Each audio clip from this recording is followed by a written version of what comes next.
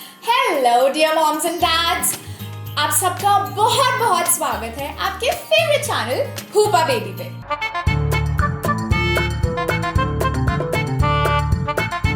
तो आज की वीडियो होने वाली है एवरीथिंग अबाउट बेबी को कैसे लिफ्ट करते हैं, कैसे कैरी करते हैं, अगर सही तरीके से नहीं उठाया जाए तो क्या क्या प्रॉब्लम्स हो सकती हैं, क्योंकि ये बहुत ज़रूरी है। अगर आप बेबी को ढंग से नहीं उठाएंगे तो आपकी थोड़ी सी लापरवाही से बेबी को बहुत लॉन्ग टर्म इफेक्ट्स रह सकते हैं। यस, ये नहीं कि बस थोड़ी देर का दर्द, एक्चुअली वो भी बहुत बुरा होता है बेबीज़ के लिए, बट एक्चुअली बहुत बहुत लॉन्ग टाइम के इफेक्ट्स रह सकते हैं।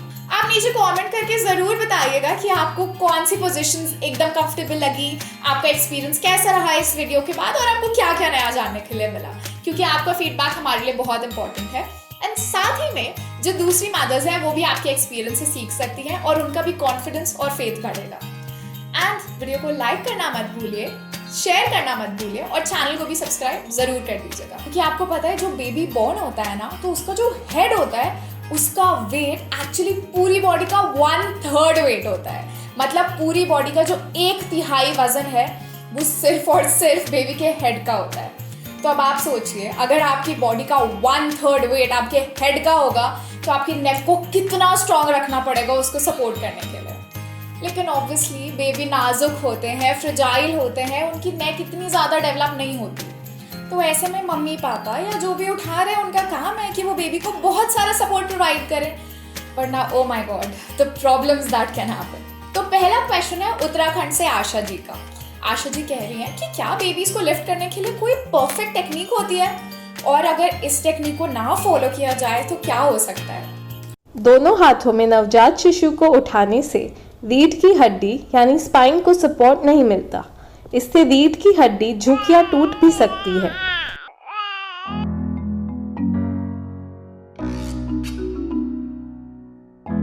हूपा फीडिंग पिलो स्पाइन को स्ट्रॉन्ग सपोर्ट देता है। वैसे कैसे लिफ्ट करना चाहिए, क्या करना चाहिए, ये जानने के लिए तो आपको वीडियो में बने रहना होगा। लेकिन मैं आपको ये ज़रूर बता देती हूँ कि अगर आप ढंग से लिफ्ट नहीं करेंगे तो क्या क्या हो सकता है। ओके, तो सबसे पहला डिसऑर्डर है इन्फेंट टॉर्टिकलिस। देखिए क्या होता है, मैंने आपको बताया कि जो बेबी का हेड है वो 1/3 होता है पूरे बॉडी वेट का। तो ऐसे में अगर बेबी के नेक को प्रॉपर सपोर्ट ना मिले तो बेबी का जो सर है वो एकदम आगे की तरफ झुक सकता है या एकदम पीछे की तरफ झुक सकता है, जिसकी वजह से क्या होगा, बेबी की जो नाजुक नाजुक मसल्स हैं उनको डैमेज पहुंचता है। और क्या होगा कि जो बेबी के नेक मसल्स हैं वो एकदम स्टिफ हो जाते हैं, तो बेबी टर्न नहीं कर पाता, बेबी का पोस्चर खराब हो जाता है। तो आप हमेशा देखेंगे ऐसे बच्चे ना जिनको इन्फेंट टॉर्टिकलिस हो जाता है वो हमेशा अपने हेड को एक शोल्डर पे ऐसे ऐसे रेस्ट किए रहते हैं। तो अगर आपका बेबी आपको देखना भी चाहेगा तो वो अपना नेक नहीं मोड़ पाएगा, या तो वो मोड़ने की कोशिश ही नहीं करेगा, और अगर करेगा भी तो बच्चा कर नहीं पाएगा और वो इस चीज़ से बहुत परेशान हो जाएगा। इनफैक्ट क्योंकि बच्चे का जो नेक है वो स्टिफ हो जाता है, तो ऐसे बच्चे क्या करते हैं, ब्रेस्ट फीडिंग के टाइम बेबी वो सिर्फ प्रेफर करते हैं कि वो किसी एक ही ब्रेस्ट से फीड करे, और वो दोनों ब्रेस्ट में अलग अलग करके फीड करने में कंफर्टेबल नहीं होते क्योंकि उनको नेक में बहुत पेन होता है। और कभी कभी तो कुछ बच्चों को क्योंकि उनका पोस्चर खराब हो जाता है तो उनके नेक में लंप्स भी बन जाते हैं। इनफैक्ट ऐसे बच्चे क्योंकि हमेशा एक ही पोजीशन में लेटे रहते हैं बेड पे या हर जगह, तो उनको ना उस तरफ से फ्लैट हेड की इशू हो जाती है। फ्लैट हेड का मतलब क्या है कि जो सर है ना उस जगह से चपटा हो जाता है। तो अगेन आप देखिए कि बेबी का जो हेड का शेप है उसमें भी प्रॉब्लम आता है, और ये सब सिर्फ और सिर्फ इसलिए क्योंकि मम्मा पापा ढंग से सपोर्ट प्रोवाइड नहीं कर पाए। हूपा फीडिंग पिलो की खास डिज़ाइन द्वारा माँ अपनी सुविधा से बच्चे को रिक्लाइन कर सकती है, जिससे दूध पेट में नीचे की तरफ रहता है और आसानी से पचता है। बच्चा खुश और तंदुरुस्त। हूपा पिलो ने किया कमाल, रिक्लाइन फीडिंग हो गई आसान। इसी के साथ एक सिंड्रोम होता है जिसको हम कहते हैं शेकन बेबी सिंड्रोम। अब शेकन से आप समझ ही गए होंगे कि जब बेबी के नेक को सपोर्ट नहीं मिल रहा अच्छे से तो बेबी का नेक जो है वो शेक हो जाता है बहुत विग्रेसली। और क्या होगा, अगेन बच्चा नाजुक है, फ्रिजाइल है, और ऐसे में क्या होता है कि बेबी के जो ब्रेन के वेसल्स हैं, नर्व्स हैं, टिश्यूज़ हैं, उसमें कुछ ना कुछ डैमेज होने के चांसेस होते हैं। और ब्रेन में डैमेज का मतलब तो हम सब समझते हैं कि something will definitely be very bad.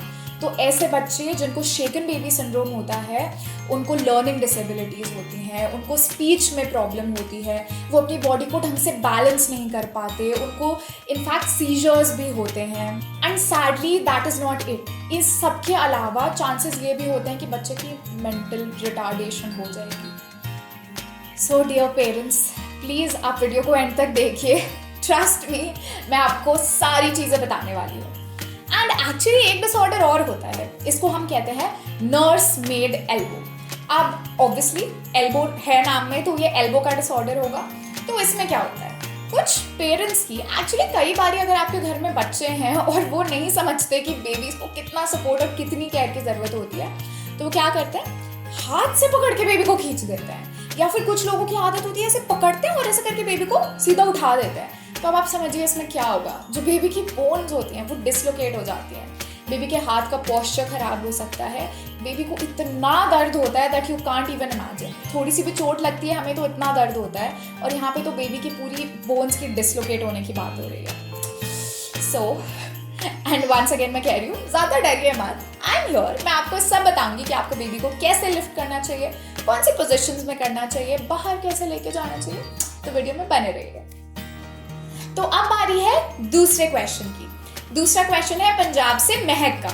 ये हमसे पूछ रही हैं कि बेबीज को कैरी करते टाइम हम किन किन बातों का ध्यान रखें, क्योंकि मुझे तो बहुत डर लगता है। तो महक जी प्लीज मत डरिए, मैं आपको सब बता दूंगी अभी के अभी। तो पहले वही जनरल बात कि हमेशा अपने हाथों को एकदम अच्छे से धो लीजिए बेबी के आसपास जाने से पहले, चाहे वो आप खुद हो, कोई बाहर का गेस्ट हो, घर के बच्चे हो, whoever it is, उनको हमेशा बोलिए कि हाथ धोए बिना बेबी को उठाने की कोई भी जरूरत नहीं है। अब आपको इस बात का भी ध्यान रखना है कि ये तो मैंने आपको बता दिया कि नेक को सपोर्ट करना कितना इंपॉर्टेंट है, लेकिन जब बेबी बॉर्न होता है उस टाइम पे नेक के साथ साथ बेबी की स्पाइन को सपोर्ट देना भी उतना ही इम्पोर्टेंट है, और बेबी के बटक्स को सपोर्ट देना भी इतना ही इम्पोर्टेंट है। यूजुअली क्या होता है, जब आप दो हाथ से बच्चे को उठाते हैं तो आप बेबी के नेक को सपोर्ट दे देते हैं और बटक्स को सपोर्ट दे देते हैं, और बेबी की जो पूरी स्पाइन है वो एकदम अनसपोर्टेड रहती है। तो ऐसे तो नहीं चलेगा। तो मैं न्यू पेरेंट्स को ये बताना चाहती हूँ कि जो आपका बेबी है ना, वो 2 महीने के बाद अपनी टमी के सपोर्ट से, अपने बेली की सपोर्ट से बेड पे टर्न हो सकता है, मतलब रोल हो पाता है। तो अगर आप ये सोच रहे हैं कि मैं अपने बेबी को थोड़ा बेड पे छोड़ती हूँ और जल्दी से एक फ़ोन कॉल अटेंड कर आती हूँ या पानी पी आती हूँ, इतने में बेबी रहेगा, प्लीज डोंट डू दैट। आपका बेबी रोल कर सकता है, तो इस बात का जरूर ध्यान रखें। क्या आपका बच्चा दूध पीते ही उल्टी कर देता है या फिर आसानी से दूध नहीं पचाता? तो ले आइए डॉक्टर्स द्वारा बनाया हुपा फीडिंग पिलो। WHO कहता है फीडिंग के समय और फीडिंग के बाद भी शिशु को हमेशा रिक्लाइन पोजीशन में रखना चाहिए। अब जैसा मैंने आपको बताया कि आप सिर्फ 2 हाथों से बेबी को एकदम प्रॉपर सपोर्ट नहीं दे पाते, तो क्या करना चाहिए? कैरियर्स बहुत अच्छे ऑप्शन होते हैं। तो अब मैं आपको बताने वाली हूँ कुछ कैरियर्स के बारे में।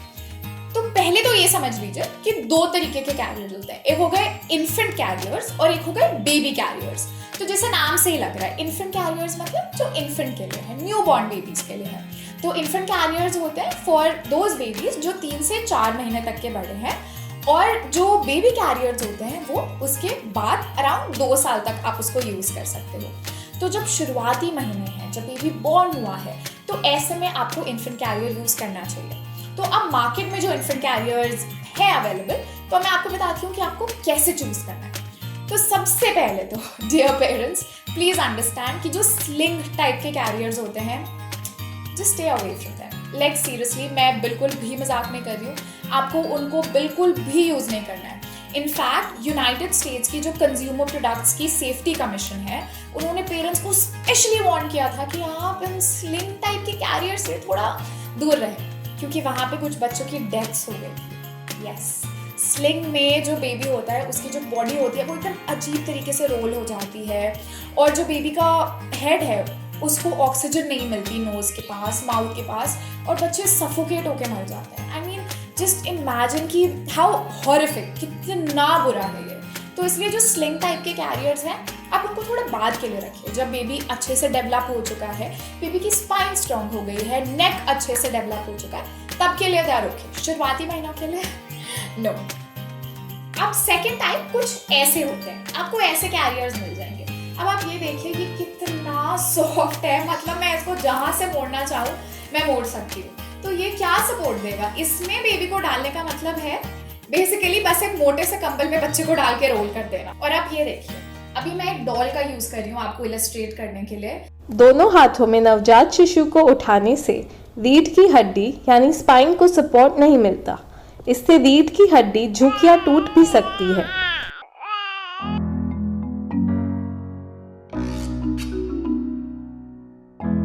हूपा फीडिंग पिलो स्पाइन को स्ट्रॉन्ग सपोर्ट देता है, बच्चा सुरक्षित रहता है। आप अभी भी देखिए अभी कुछ नहीं है, उसके बाद भी इसका शेप ये ढंग से होल्ड नहीं कर पा रहा है। तो इसमें जब 3-4 किलो का बच्चा जाएगा या अगर आपका baby let's say around 3 kgs के आसपास का भी बॉर्न हुआ है तो आपको बहुत दिक्कत होने वाली है। So stay away from this to.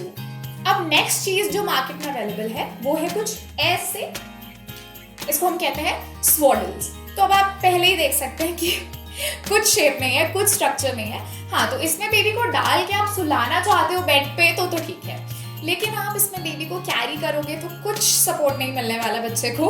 ये एक्चुअली इज जस्ट लाइक बच्चे को अपने घर की बेडशीट उठा के या कोई छोटा सा टॉवल उठा के आपने बेबी को उसमें लपेट दिया है। सो ऑफ कोर्स यू अंडरस्टैंड कि कैरियर की तरह नो। तो आप अगर हर चीज के लिए ना ही हो गई है तो आपको कैसा कैरियर चूज करना चाहिए? तो देखिए बहुत अच्छा और बहुत ही इफेक्टिव ऑप्शन है हूपा इन्फेंट कैरियर। तो हूपा इन्फेंट कैरियर ऐसा दिखता है। अब आप इसमें देखिए, इसमें एकदम शेप हमेशा होल्ड रहता है। आप ये देखिए इसमें स्पेशली कॉन्टूरिंग की गई है, तो बेबी के नेक को सपोर्ट देने के लिए भी जगह है, आराम से बेबी के बटक्स को सपोर्ट देने के लिए एकदम परफेक्टली ये कॉन्टूर्ड है, और इसका जो बैक है वो एकदम स्ट्रांग है। तो जब आप अपनी बेबी को इस कैरियर में कैरी करेंगे तो आपको किसी भी चीज की दिक्कत नहीं होगी, क्योंकि यहाँ पे एक स्ट्रैप है। तो ये भी बेबी को एकदम प्रॉपर्ली होल्ड करेगा। बेबी के हाथ सब कुछ एकदम प्रॉपर्ली प्लेस्ड होंगे, इधर उधर लटक नहीं रहे होंगे। बेबी की बैक को एकदम स्ट्रॉन्ग सपोर्ट मिलेगा, बेबी की नेक सपोर्टेड है, बटक सपोर्टेड है। And the best thing about this carrier, सबसे अच्छी चीज है आप सिर्फ एक हाथ में होल्ड कर सकते हो। सो मतलब अचानक से अगर आपके गेट पे कोई आ जाए, आपका फोन बजे, आपको पानी पीने जाना हो, तो आप आराम से बेबी को एक हाथ में उठाओ, दूसरे हाथ से अपना काम करो। सो आई मीन हाउ कन्वीनियंट, आपके लिए कितना इजी हो जाएगा बिना किसी टेंशन के। बस बेबी को इसमें डालना है और you don't have to worry about anything. आप देखो आप इसे ऐसे भी लिफ्ट कर सकते हो, and because this is a feeding pillow तो इसमें आपको बहुत बेनिफिट्स मिलते हैं। हमेशा आपको फीडिंग एक रिक्लाइन पोजीशन में करनी चाहिए और वो आप इसमें कर सकते हो। आप बेबी को बहुत इजीली अपनी चेस्ट की तरफ टिल्ट कर सकते हो। So this is like a perfect thing, because आपको एक ही प्रोडक्ट में 2 प्रोडक्ट के फायदे मिल रहे हैं, एक फीडिंग पिलो और साथ ही में एक इन्फेंट कैरियर। बच्चे भी इसमें बेबी को बहुत इजीली कैरी कर सकते हैं। तो जब अब आपके घर पे कोई 5-6 इयर्स का बच्चा आपके बेबी को होल्ड करना चाहे तो आप एकदम फ्रीक आउट नहीं हो जाएंगी। आप आराम से बेबी को इस कैरियर में डाल के उन्हें होल्ड करने दे सकती हैं। हूपा फीडिंग पिलो की खास डिज़ाइन द्वारा माँ अपनी सुविधा से बच्चे को रिक्लाइन कर सकती है, जिससे दूध पेट में नीचे की तरफ रहता है और आसानी से पचता है, बच्चा खुश और तंदुरुस्त।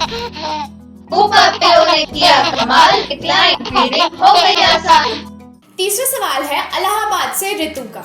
ऋतु पूछ रही हैं कि बेबी को उठाते समय और सुलाते समय कैसे होल्ड करना चाहिए। वेरी सिंपल, सबसे पहले आपको झुक जाना है, अपनी नीज को बेंड कर लीजिए और बेड के जितना करीब झुक सकते हैं उतना झुक जाइए। उसके बाद क्योंकि आपका बेबी बेड पे एकदम फ्लैट लेटा होगा, आपको एक हाथ धीरे से बेबी के नेक के नीचे स्लाइड करना है और दूसरा हाथ धीरे से बेबी के बॉटम्स के नीचे, और उसके बाद आप प्यार से बेबी को होल्ड करके उठा लीजिए। और जब आपको बेबी को वापस सुलाना हो तो भी यही करना है, आपका एक हाथ बेबी के हेड के नीचे और नेक को सपोर्ट करते हुए, दूसरा हाथ बेबी के बटक्स को और थोड़ा सा स्पाइन को सपोर्ट करते हुए आप नीचे डाल दीजिए। बस इस बात का ध्यान रखिए कि जब आप बेबी को ऑलरेडी बेड पे डाल चुके हैं तो थोड़े समय तक ना, जब आपका बेबी बेड पे एकदम फ्लैट लेटा हो, आप बेबी के टमी को थोड़ा टच करिए, बेबी के हेड को थोड़ा टच करिए, ताकि बेबी एकदम कंफर्टेबल हो जाए। जब मदर या फादर का टच बेबी को मिलता है ना, बेबी एकदम रिलैक्स्ड हो जाता है और आप देखोगे कि बेबी बिना रोए धोए बहुत प्यार से लेट भी जाएगा। अब आप ये तो समझ गए कि बेबी को उठाना कैसे है बेड पे से, लेकिन किन किन पोजीशंस में होल्ड करना चाहिए। उठा के आप ऐसे ही तो नहीं होल्ड करोगे ना, तो डोंट वरी, नेक्स्ट क्वेश्चन में मैं आपको यही बताने वाली हूँ। तो अगला क्वेश्चन है पुणे से आरती का। ये हमसे पूछ रहे हैं कि बेबी को जब हाथों में होल्ड करना हो तो कौन सी पोजीशंस में होल्ड करना चाहिए। वैसे तो देखिए मैं पहले ही बता चुकी हूँ कि शुरुआती महीनों में एक कैरियर का इस्तेमाल करना हमेशा बेस्ट ऑप्शन है, स्पेशली जब आप थोड़ा लंबे समय के लिए बेबी को उठाना चाह रहे हो। लेकिन जब आप बच्चे को होल्ड करना चाह रहे हो सिर्फ अपने हाथों में, तो उसके लिए भी कुछ पोजीशंस हैं। सबसे पहली पोजीशन इसमें आती है क्रेडल होल्ड। क्रेडल होल्ड का बहुत सिंपल मतलब है कि आप एक हाथ बेबी के हेड और नेक के नीचे और दूसरा हाथ आपका कुछ ऐसे रहेगा बेबी के बॉटम्स को सपोर्ट करते हुए और स्पाइन को भी। बट आप देखोगे इसमें ना एक्चुअली बहुत प्रॉब्लम्स हैं। बेबी के स्पाइन को ढंग से सपोर्ट नहीं मिलता, हाथ आप देख रहे हो बेबी के लटकते रहते हैं। तो इन्हीं कारणों की वजह से मैं आपको कह रही हूँ कि कैरियर हमेशा अच्छा ऑप्शन होता है। और जब आप हुपा कैरियर यूज करोगे आप देखोगे कि आपको किसी भी चीज का ध्यान नहीं रखना पड़ता। बट स्टिल इसको हम कहते हैं क्रेडल होल्ड। हुपा अंडरवेयर पहनेंगे, बच्चे खेलेंगे कूदेंगे दौड़ेंगे। हुपा अंडरवेयर पहनेंगे। नेक्स्ट होता है शोल्डर होल्ड। शोल्डर होल्ड में आप क्या करते हो, आपने बेबी को ऐसे उठाया, उसके बाद आप बेबी का जो हेड है उसको अपने शोल्डर पे रखोगे। एक हाथ से आप बेबी के हेड और नेक को सपोर्ट दोगे और दूसरे हाथ से आप बेबी के बटक्स को होल्ड करके रखोगे। तो ऐसे में भी जो आपका बेबी का नेक है वो भी सपोर्टेड रहेगा और बेबी एकदम आपके पैरेलल रहेगा। आप देख रहे हो बेबी एकदम बॉडी के पैरेलल चिपका रहता है। नेक्स्ट पोजीशन पे जाने से पहले मेरे पास है एक बहुत special announcement. So dear mothers, dear fathers, आप अपने बेबी के साथ बहुत ही क्यूट फनी वीडियोस रिकॉर्ड करके हमें भेजिए। आप भेज सकते हैं गूगल ड्राइव की लिंक के जरिए या फिर वी सेंड इट के जरिए एंड हम चूज करेंगे एक स्पेशल लकी विनर। और उसको क्या मिलेगा? उसको मिलेगा हमारी तरफ से एक बहुत ही लग्जूरियस प्राइज ऑफ हुपा फीडिंग पिलो, जो कि एक कैरियर भी है and that would be absolutely free. So जल्दी से अपनी बहुत क्यूट और फनी वीडियोस बना के हमें भेज दीजिए। इसी के साथ चलते हैं नेक्स्ट पोजीशन पे। नेक्स्ट होल्ड को हम कहते हैं बेली होल्ड। तो बेली होल्ड में क्या होता है, पेरेंट्स अपने हाथ को ऐसे क्रॉस कर लेते हैं। इस हाथ पे आप रेस्ट करते हो अपने बेबी का हेड और बाकी जो बेबी की बॉडी है वो आपके इस हाथ के ऊपर रेस्ट करती है और बेबी के दोनों पैर इधर और इस साइड पे होते हैं। तो ऐसे में जो बेबी है, आप एक्चुअली अगर आपका बेबी कभी बहुत फसी हो रहा है, सो नहीं रहा, तो आप थोड़ी देर बेबी को इस पोजीशन में होल्ड करो एंड आप देखोगे कि बेबी बहुत प्यार से सो भी जाता है। अब बारी है आज के लास्ट होल्ड की। इसको हम कहते हैं लैप होल्ड। तो इसमें आप आराम से एक चेयर पे, सोफा पे कंफर्टेबली बैठ जाओ। आपके जो पैर है वो नीचे होने चाहिए। फिर अपने पैर पे आप अपने बेबी को एकदम स्ट्रेट लेटा लो और जो अपने हाथ है उसको आराम से बेबी के नेक के नीचे स्लाइड कर लो। ऐसे में भी बेबी कंफर्टेबल रहता है। दोनों हाथों में नवजात शिशु को उठाने से रीढ़ की हड्डी यानी स्पाइन को सपोर्ट नहीं मिलता। इससे रीढ़ की हड्डी झुक या टूट भी सकती है।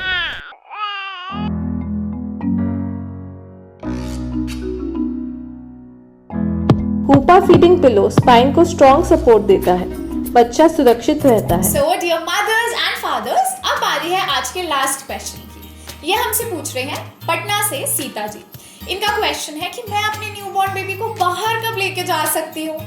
देखिए, मैक्सिमम जो बच्चों के डॉक्टर्स होते हैं, जो पीडियाट्रिक एक्सपर्ट्स होते हैं, वो हमेशा ये कहते हैं कि अगर आपका बेबी एकदम नॉर्मल है, हेल्दी है, उसको कोई स्पेशल कंडीशन नहीं है, तो आपको 1.5-2 महीने रुकने की कोई जरूरत नहीं है बेबी को बाहर लेके जाने के लिए, अगर आप कुछ बेसिक प्रिकॉशंस लेके चलो। इनफैक्ट थोड़ा सा सन, थोड़ा सा नेचर, थोड़ा बाहर जाना बच्चे के लिए अच्छा ही होता है। लेकिन लाइक आई सेड, कुछ बेसिक प्रिकॉशंस आपको लेने होते हैं। तो अब ये बेसिक प्रिकॉशंस क्या है?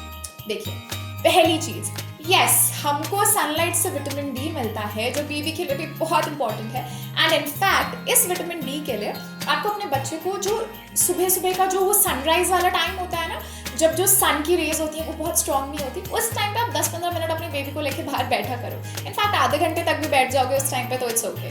लेकिन जब थोड़ा सन तेज होता है, स्ट्रॉन्ग होता है और आप बेबी को बाहर लेके जा रहे हो, तो 10 to 15 मिनट से ज़्यादा आपको बेबी को डायरेक्ट सन में नहीं रखना। बेबी को सनबर्न हो सकता है, रैशेस हो सकते हैं। इनफैक्ट जब भी आप बाहर जाओ, भले ही सन उस टाइम पे बहुत तेज शाइन कर रहा हो या नहीं, एक कवर यूज करना अच्छा ऑप्शन होता है ताकि बेबी प्रोटेक्टेड रहे। आप जब भी बाहर जाएं इस बात का तो जरूर ध्यान रखिए कि आप बाहर देख के नहीं पहचान पाएंगी कि किसके हाथ साफ हैं, किसके गंदे हैं, कौन हेल्दी है, कौन अनहेल्दी है। तो इसलिए कोई भी हो, कोई भी, नो मैटर कौन हो, आपका रिलेटिव हो, कोई भी आपको बाहर मिल जाए, आप बेबी को मत टच करने दीजिए उनको। Just do. आप अपने बेबी को बीमार नहीं करना चाहते तो जस्ट टेल देम कि नहीं, थोड़ा ना please, just stay away. Please please please आप अपने बच्चे को बहुत ज्यादा कपड़े मत पहनाइए। देखिए, अगर बच्चे को कम कपड़े पहनाना बेबी को हार्म पहुंचा सकता है, तो बहुत ज्यादा कपड़े पहनाना भी। बच्चे को गर्मी लगती है, उसको स्वेटिंग होती है, इतनी इरिटेशन हो जाती है, स्किन रैशेस हो सकते हैं। तो जस्ट मेक श्योर कि जैसा टेम्परेचर हो उसके अकॉर्डिंग ही आप ड्रेस करो। ओवर ड्रेस या अंडर ड्रेसिंग दोनों ही खराब होती है। क्या आपका बच्चा दूध पीते ही उल्टी कर देता है या फिर आसानी से दूध नहीं पचाता? तो ले आइए डॉक्टर्स द्वारा बनाया हुपा फीडिंग पिलो। WHO कहता है फीडिंग के समय और फीडिंग के बाद भी शिशु को हमेशा रिक्लाइन पोजीशन में रखना चाहिए। तो अब इसके अलावा जो छोटी छोटी चीजों का आपको ध्यान रखना है, फर्स्ट थिंग कि बेबी का नेक हमेशा सपोर्टेड तो रहना ही चाहिए, उसके साथ प्रोटेक्टेड भी रहना चाहिए। मतलब थोड़ा ढका रहे बेबी का नेक तो इट्स बेटर। सेकंड थिंग कि बेबी को एकदम कंफर्टेबल पोजीशन में होना चाहिए जब भी आप उसको बाहर लेके जा रहे हो। ओके, बेबी अनकंफर्टेबल नहीं होना चाहिए। बेबी की बॉडी का कोई भी हिस्सा ऐसा नहीं होना चाहिए जहाँ पे बेबी को सपोर्ट नहीं मिल रहा, because like I told you पहले भी, उससे क्या हो सकता है, बेबी का हेड शेक हो सकता है and the problems that can happen. तो प्लीज मेक श्योर कि आपका बेबी एकदम कंफर्टेबल हो, सपोर्टेड हो। एंड एक बहुत जनरल बात बट बहुत इंपॉर्टेंट बात, जब आपका बेबी आपके आसपास हो, गोदी में हो, आप कैरियर में भी अगर उसको होल्ड कर रहे हो, तो अपने हाथ में ज्यादा गर्म चीजें मत होल्ड करो, बिकॉज यू नेवर नो कि कब क्या हो जाए, so you don't want that. तो गर्म चीजें भी अपने हाथ में मत होल्ड करो। एंड ऑलवेज मेक श्योर, क्योंकि जब आप बाहर जाओगे, स्पेशली अगर मान लो आप 1-2 घंटे के लिए जा रहे हो, इनफैक्ट आधे घंटे के लिए भी जा रहे हो, तो बहुत इशू हो सकता है बेबी को प्रॉपर सपोर्ट देने में। इनफैक्ट आपके खुद के हाथों में क्रैम्प्स पड़ सकते हैं जब आप बेबी को सिर्फ और सिर्फ अपने हाथों में उठाए रखोगे। सो इसीलिए like I told you, हुपा feeding pillow, जो कि एक बहुत अमेजिंग कैरियर भी है, स्पेशली डिजाइंड है आपके बेबी को एकदम लग्जूरियस एक्सपीरियंस देने के लिए, एकदम प्रॉपर सपोर्ट प्रोवाइड करने के लिए। आप उसका प्लीज इस्तेमाल करिए ताकि आप अनजाने में ऐसा कुछ ना करें जिससे आपके बेबी को नुकसान पहुंचे। ओके डियर मदर्स, इसी के साथ हमारी आज की वीडियो यही खत्म होगी। And as always before I go, सारी ब्यूटीफुल मॉम्स के लिए एक shout out, so that is जय माता दी। Okay bye, this is your best friend Pooja and हम बहुत जल्दी मिलेंगे।